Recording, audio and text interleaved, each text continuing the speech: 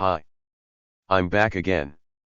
This time with just a short video presenting a couple of short stories displaying female logic, and followed by some reflections of today's falling birth rate. And, as always, excuse my English. Short story 1. A long time ago there was a man that handed back a jar to its owner. He had borrowed the jar for a feast. The lending neighbor, though, on inspecting the returned jar, promptly contacted the borrower back complaining that the jar had a crack. The borrower then replied, "Firstly, the jar was undamaged when I handed it back, and secondly, the jar had a crack already when I borrowed it, and thirdly, I never borrowed any jar." Now compare to this version. A feminist explaining the low birth rate dilemma.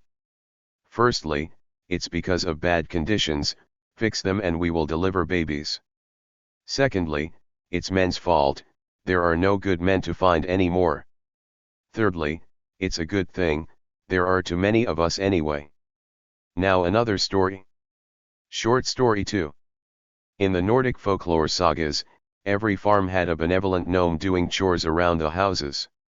He was seldom to see while he mostly worked at night, looking after the cattle, tidying up in the barn and alike.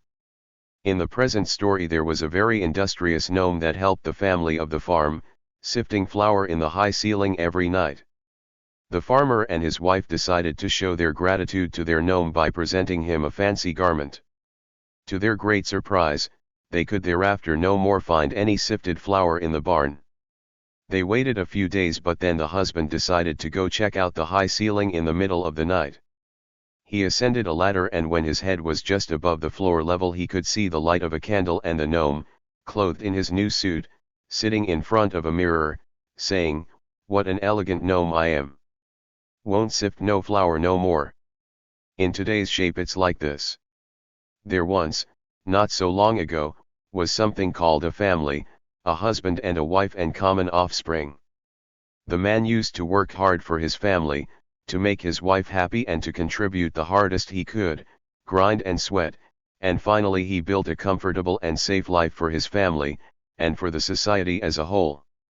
By doing so he gullibly expected love and admiration from his wife. But to his great surprise and disappointment and even despair, he found that his wife didn't show any gratitude. Instead she neglected him while fully taking advantage of the products of his hard efforts. So the man finally started to dive into the mystery and get some knowledge, and so he got red-pilled. And when eavesdropping his wife, he could clearly hear, "I'm a strong independent woman. I don't need no man, and I will not make babies no more." Diminishing birth rate is a growing concern almost worldwide. Who is to blame? Demographers and politicians are realizing the seriousness.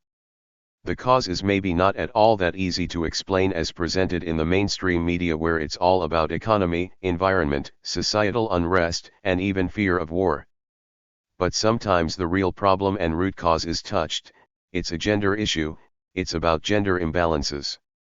The feminists are very one-eyed, and I would say, for dogmatic reasons. You may not blame the women, and surely not the feminist movement, so, it must be the men, or at least some kind of societal structure that is unfavorable to the women to have children, that is, a remnant of the earlier all-embracing patriarchy, despite of our present-day dominating gynocracy. Consequently it may be fixed by more feminist reforms, so they just go on beating around the bush, twisting and turning the old accepted arguments. Sometimes they look at the Nordic countries' extensive parental benefits. Said in parenthesis, I myself had one complete year off when I had my first child, as a male high school teacher, at an 85% compensation, and with the tax effect into account, almost 90% left, compared to full-time work salary. These extraordinary favorable reforms are found to have a very limited impact on the birth rate. In my country, Sweden, it's estimated to have raised the fertility rate from 1.77 to 1.81 births per woman, which is still way below the replacement level. Investigations clearly show that young men and women, in their early 20s, when asked, they say they want between 2 to 4 children. In reality, women barely manage to have 2 children, and a great portion remains childless. As any red-pilled person knows, the reason is, as I indicated above, an enormous gender imbalance, where the women in their 20s ride the CC, making themselves unmarriageable, thus forcing a growing number of men go mgtow. The culprit is spelled promiscuity, causing destruction of the monogamous family, with the feminist movement as a catalyst. But, like a physician, faced to a disease, it's not enough to observe the symptoms and to know the cause. You must also know the cure. Any cure that would work to fix the gender imbalances is today completely out of question for political reasons. I just hope to stay around another decade or so, to see what will happen. Why do I put this effort to make these stupid videos that nobody watches anyway? Well, for 2 reasons. First, I feel an obligation to do something, to pull my weight, to satisfy my own conscience, and secondly, to raise the number of mgtow videos if just by 1. If the ants didn't bring any needles, there would not be any pile. Don't forget the adamant invariable foundation: no hymen, no diamond. Bye.